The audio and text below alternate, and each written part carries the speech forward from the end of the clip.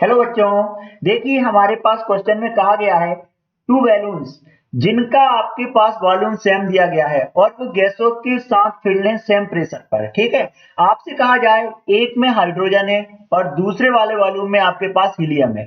आपको बताना है इन दोनों वॉल्यूम में से किसका बुयांसी ज्यादा होगा और उनकी बुयांसीज का रेशियो क्या होगा। देखिए जरा, अगर मैं बात करता हूं कि मेरे पास यहाँ पर दो वॉल्यूम दिए गए हैं, ठीक है ना।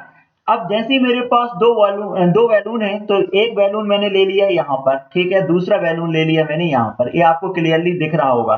पहला वॉल्यूम वॉल्यूम है जिसमें आपसे बोला गया हीलियम भरा हुआ है, दूसरे में आपसे बोला गया है हाइड्रोजन भरा गया है। ठीक है, एक में हाइड्रोजन एक में हीलियम। तो देखिए बच्चों, इस क्वेश्चन में हम जानते हैं कि मास ऑफ हीलियम, किसकी बात कर रहा हूं मैं, मास ऑफ हीलियम आपके पास ग्रेटर देन होता है मास ऑफ हाइड्रोजन से। ठीक है, अब बताइए, अब आपसे क्वेश्चन में कहा गया है कि वॉल्यूम आपके पास क्या है, सेम वॉल्यूम है। ठीक है, अब सेम वॉल्यूम है तो हम जानते हैं density equal to mass by volume.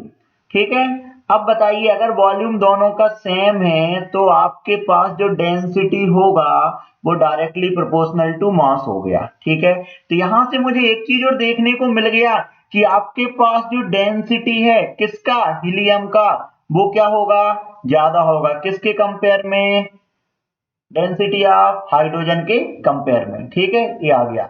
अब लेकिन एक चीज मुझे बताइए, जब हमने बुयांसी फोर्स पढ़ा था वो क्या होता था, F B equal to B rho जी।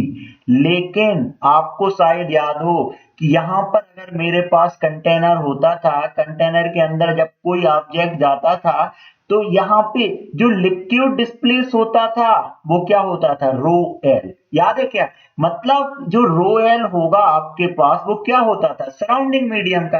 किसका होता था, सराउंडिंग मीडियम का। ठीक है, ये होता था आपके पास सराउंडिंग मीडियम का। लेकिन इस क्वेश्चन में सराउंडिंग मीडियम, इस क्वेश्चन में आपके पास जो सराउंडिंग मीडियम है वो आपके पास क्या है, एयर। सराउंडिंग मीडियम दोनों केस में यहाँ पर क्या है, एयर। अब मतलब क्या हुआ, ये जो बैलून है ना, इसके सराउंडिंग में जो मीडियम आपको दिख रहा है वो क्या है, एयर। क्लियर है।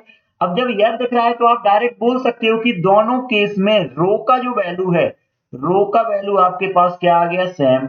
और जब रो का वैल्यू सेम आ गया तो आप बोलोगे बुयांसी फोर्स हीलियम के कारण और हाइड्रोजन के कारण क्या रहेगा, सेम रहेगा। और दोनों का जब रेशियो निकाला तो जब सेम है तो रेशियो कितना आएगा, 1:1।